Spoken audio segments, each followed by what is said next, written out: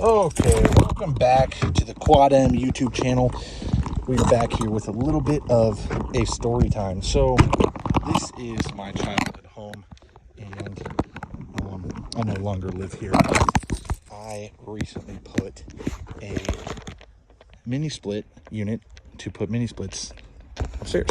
So I ran this new line set here. It's color matched and it's straight and plumb and it looks really good. It's on the side of the house, it's hidden by the fence, it's under 5 tons, and there was no air handler put in the attic. So I spent some time at the city hall this morning, and I went over to the I guess it's the building and permits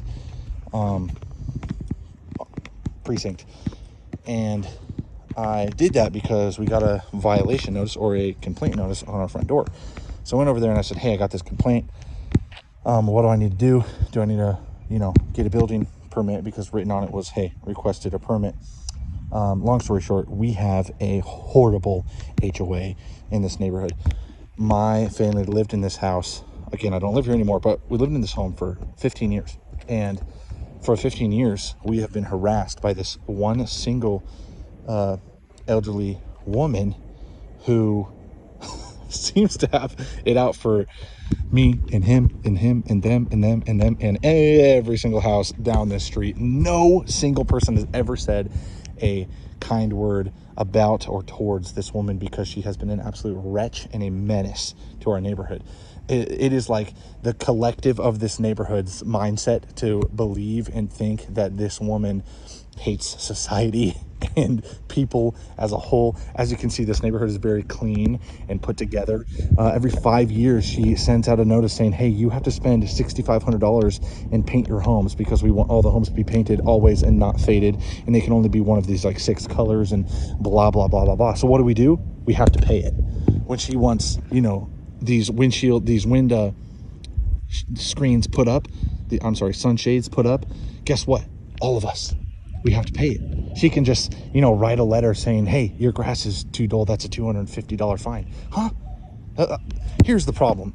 HOA is some sort of it's almost like pieces of the government that are just corrupt, money grabbing, like theft and power hungry, micromanaging people. And as, a installer, as the contractor that's doing the work, now once the work is completed, they come and they say, hey, you have to request a permit or whatever. So they want you for some reason, they wait for you to finish the job. She stands out here and she gawks and walks back and forth and takes pictures and is angry and disgruntled. You can see the furrow in her brow. And then once the job is done, then she says, hey, you have to go and get a permit. And you have to tear it down, get a permit, and then put it back up, just to basically say, dance, monkey, dance. So I go, wait a minute. She thinks that I'm unprofessional and I need to, hire a professional. So the funny thing is, I've been a commercial HVAC installer for coming up on 5 years. I've been working on HVAC systems, especially mini splits. So I'm licensed and certified, and I do this for a living. And I'm okay, well, there's something right there, I am professional. And she goes, okay, well, you can't do that. You need a building permit. And so I go to the city and I say, hey, do I need a building permit? And they go, let me look you up. They type it in and they say, okay, so you don't need a building permit. This isn't a violation. This is a complaint. This is literally just a Karen saying, hey, I don't like it. I want to complain. And she wrote down on a piece of paper, they need a building permit. I'm with the HOA. And so I said hey, I need a building permit. And they said, we can't give you a building permit even if we wanted. And I said, okay, so what do we do? And they say, hey, you don't even have, you never built anything. I didn't put an air handler in the attic. It's under a 5-ton unit. It's on the side of a home. It's zoned as a single family residence. So every single one of those things, as well as we put a disconnect in, it's hidden by the fence, all these things, even if just one of them was true, we wouldn't need a building permit. But I abided by every single code and every single regulation. And she still, is unequivocally unsatisfied. So whatever we do, she's got a problem with it. And long story short, I just want to know, what do you guys think about the HOA? What are your solutions that you have had in the past? Did you pursue litigation? Did you go knock on the door and say, hey, what do I need to do to be your friend, to be your good neighbor? I'm trying to be friendly, I'm trying to be courteous, but I'm also done. 15 years she's harassed us 24 times. My parents have spent tens of thousands of dollars, if not hundreds of thousands of dollars, just to abide by this lady's insane meticulousness. And everybody in this neighborhood washes their cars. We sweep our own driveways. We take care. Look at this school bus going here. There's a school right there. We take care of this neighborhood. We like when cars drive slow. We're nice to each other. I know all these people by name. Like, this is our community. What do you do when you have like a maniacal leader, basically trying to rule with an iron thumb, saying you have to do everything and spend all your hard-earned dollars to make your house look how I want it to look? This is where's the reason? Where's the boundaries? How do we balance a situation like this? This lady, she's not going to move out anytime soon. She bought her house in 1992 and she still lives there today. And oh man, her house is so nice. It's so crazy because the neighborhood's pretty normal suburbia, and then her house is just a mansion, and she doesn't work. The problem is she just gets money from all of us.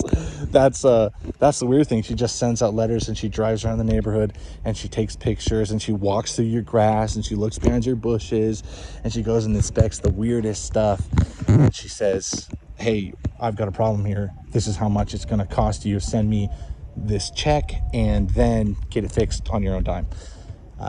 What do we do here? Do we go through the legal route? What have you guys done? Again, I'm repeating myself now, but I just wanted to give you a little story time and tell you, hey, this is what's been happening. And I want to hear your thoughts and kind of, ask you, what's the best bet? If any lawyers are watching this, I'd love to, hear what you guys have to say and how we solve this in the future. Is it a petition? Do I need to go door to door and just get signatures and say, hey, we need to throw this lady out of the homeowners association? If that's the best bet, then man, I'll do it, because she's just been an absolute hassle for me and my family, and she's wasting government time. They said today, this is a waste of our time. She needs to stop complaining. And I'm like, well, I don't know what to tell you about that. So that's pretty much the end of the story, but I just wanted to give you guys a little insight on what's going on in our life. There's always some sort of thing going on. You try to do right by people, and of course, things are going to come up and try to blockade that at all costs. So that's really what's been happening. And so the last part of the story is I googled her name, and it came up with an address and a phone number. So I called the phone number and I go, hey, is this so and so? Her name's Kathy. I don't really care if you guys know. I said, hey, is this Kathy? What's the deal? You requested a building permit. Can I come and drop off this paperwork? Basically saying they're not going to give me a building permit, nor do we need one. And also leave us alone. That was the entirety of the letter, basically shortened down for you. And asked for her address to confirm, and she goes, yep, this is where I live. So I literally just Googled this lady, got her address, and I put this letter under her doormat. So that's what I just did. I'll keep you guys posted to see what's going on. And in the meantime, if you want the cleanest mini split installations with fuses and disconnects and painted line set covers like that, they're free from the rain, they're good for monsoons, they don't go anywhere, they look awesome, and they cool so efficiently. We put mini splits in and bypass the air conditioning unit upstairs. My family was paying $900 a month in the summer for the power bill, and we already dropped that $400 a month by putting 2 entire mini split systems in this house. That is how incredible these mini splits are. They are efficient and they are silent, and they pump out like 42-degree air, so you get freezing in your room, and they connect to your phone. They're Bluetooth.